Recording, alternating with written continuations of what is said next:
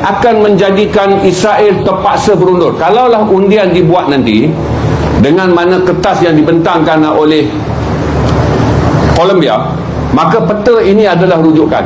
Palestin untung atau tidak, tuan-tuan fikir, dia akan dapat balik tanah hijau tu. Palestin rugi atau tidak, saudara fikir, tanpa undian tersebut, Palestin akan kekal menjadi tanah yang dijajah. Sebab di tebing barat ni ada 3 zon. Zon pertama dikenali sebagai zon kawalan penuh Israel, 60%. So, sebagai seorang yang berfikir, saya fikirlah, dia baru balik Gaza, dia baru balik ni semut lah. Terus campaign two state solution, siap billboard.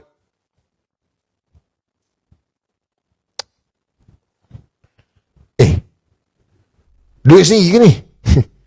Duit sendiri ke keluar untuk campaign two state solution ni? Saya nak minta ada 800 kat muka buku, ada 6,000 dekat TikTok ni. Cuba kita fikir. ZRA balik daripada sumut 1.0, terus campaign two state solution, siap billboard. So sumut 2.0 dia kata duit dia okey, duit sendiri okey lah. Yang lain tak jawab. Billboard tu duit sendiri juga ke apa?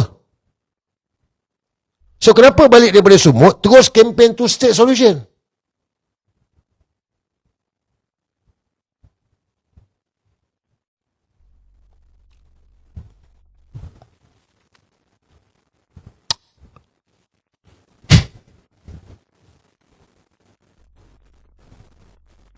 Come on, guys. Tak ada two state solution. Dulu pernah Yasir Arafat masa tu dengan Ishak Rabin. Ishak Rabin pun kena tembak. Benda tu dah tak ada dah. Dan kau nak cakap two state solution, perjanjian dengan bila masa boleh berjanji dengan Israel ni? Bila masa Israel akan menunaikan janji dia? Itu tanah Palestin, hak milik Palestin, tak ada hijau, tak ada putih, semua tu, from river to the sea, Palestine will be free. Korang juga cakap, tapi kau nak two state solution, pasal apa? Pasal apa? Inilah dia. Sebab tu bila saya tengok dia orang pergi, ZRA, tobatlah bro. Tobatlah. Kan? Tobat, kembali ke pakai jalan. Cukuplah. Jauh dah kau pergi ni. ZRA. Takkan nak kena keluarkan apa ni, Ahmad Nazri tu pula. Kan? Takkan nak bawa keluar Ahmad Nazri Abdullah. Dia ni siapa? Lepas tu macam mana related dengan Farhash? Macam mana related dengan kau? Takkan semua tu nak buat keluar.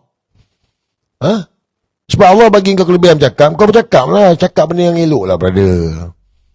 Kita nak selamatkan negara, ZRA. Brother, Haji Zainal, kita ni nak selamatkan negara. Tanah Melayu ni. Takkanlah kita, contohlah kalau kita lah, ada yang menyerang, ambil tanah kita, lepas tu kita sendiri orang Melayu ni, kita kata tak apalah, kita setuju bagi dua. Takkan macam gitu. Boleh ke ZRA? Kalau katalah tanah engkau ke, lepas tu ada orang datang, dia dah rodok kau, bini kau ke, anak kau apa semua, kan? Lepas tu aku datang, dah tak payah gaduh bro, macam ni bro, bagi dua je senang. Engkau pun tak setuju. Mana boleh milik kita nak bagi orang? Tak boleh. Jadi aku harap, saya haraplah Haji Zainal lah, dia ada kelebihan, Allah bagi dia kelebihan boleh bercakap. Kan, dia boleh bercakap benda yang baik. So, bawa balik kepada penyatuan orang Melayu ni nak selamatkan negara ni. Dan jangan sokong Anwar Ibrahim. Jangan sokong. Kan. Saya tengoklah video terbaru Brother ZRA hari ni.